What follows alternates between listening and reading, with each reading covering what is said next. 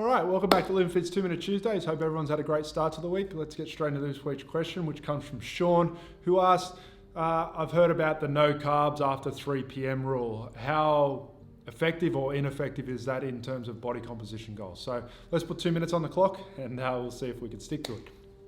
All right, so we've all heard about it, no carbs after 3 o'clock, or limit the types of carbs that you bring in after 3 o'clock. Once again, it's highly individual. It depends on the person, depends on basically what they have troubles with. Most people resonate towards carbs after 3 p.m. because they're comfort foods. Now, if we take all the behavioral psychology out of it, I prefer proteins and fats in the morning and slowly titrate the carbs up as the day progresses. Now, there's a very good reason for this. So I'm bringing down the protein as the day progresses, and I'm usually going from darker meats to lighter meats as the day progresses. That has to do with taurine content, but we'll touch on that in another one, another 2 Minute Tuesdays. But slowly titrating carbs up throughout the day, because I start with proteins and fats in the morning and then slowly introduce carbs. Now, the reason why I prefer to have carbs in the latter part of the afternoon and the day is because carbs help with your feel-good hormone, your serotonin. They also help you wind down. And one of the biggest pitfalls for most body composition goals is people do not get enough sleep and recovery.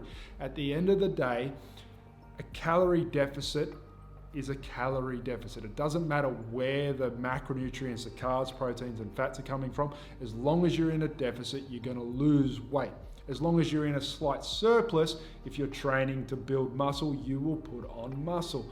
The trick is not to be in a surplus if you're trying to drop body fat. Now, the reason why we like carbs, or the reason why I like carbs more in the afternoon and in the evening, is because it helps increase those serotonin, all those feel-good hormones.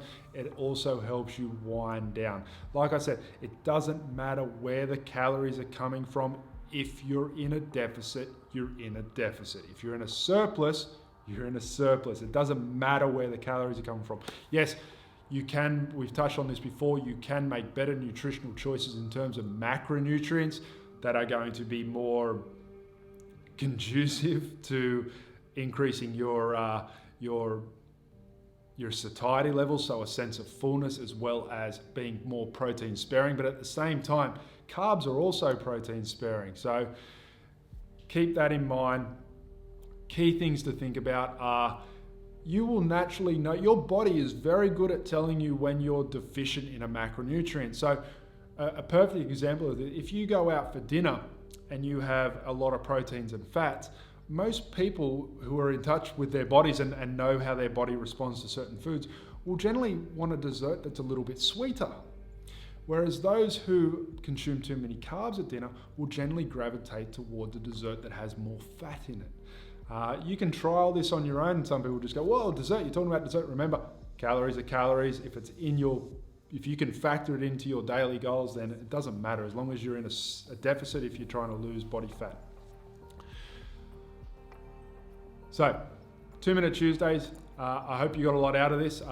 If you enjoyed the content, like the video, like the page, follow, of course. If you think someone might get a lot out of this, please share it with them, and we'll see you next week for 2 Minute Tuesdays. Thank you.